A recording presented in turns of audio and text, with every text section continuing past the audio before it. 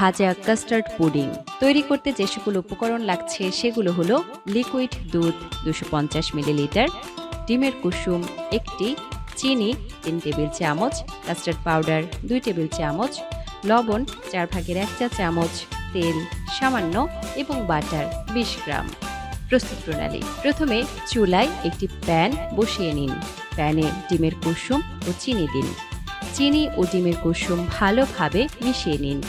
এবার এতে custard powder, লবণ ও লিকুইড দুধ দিন। দুধের সাথে বাকি উপকরণগুলো ভালোভাবে মিশিয়ে নিন। এবার চুলাটি জ্বালিয়ে দিন। মাঝারি আঁচে অনবরত নাড়তে থাকুন। নাড়তে নাড়তে মিশ্রণটি অনেক ঘন হয়ে এলে চুলা থেকে নামিয়ে নিন। এবার একটি কাচের বাটিতে হালকা তেল ব্রাশ করে নিন।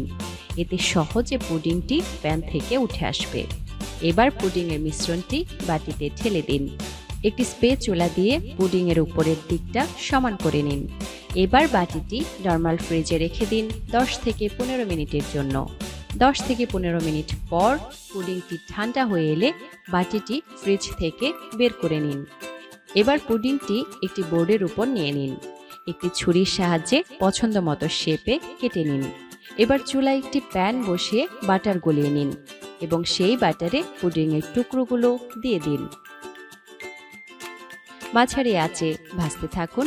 একটি পাশ ভাজা হয়ে এলে উল্টিয়ে দিন।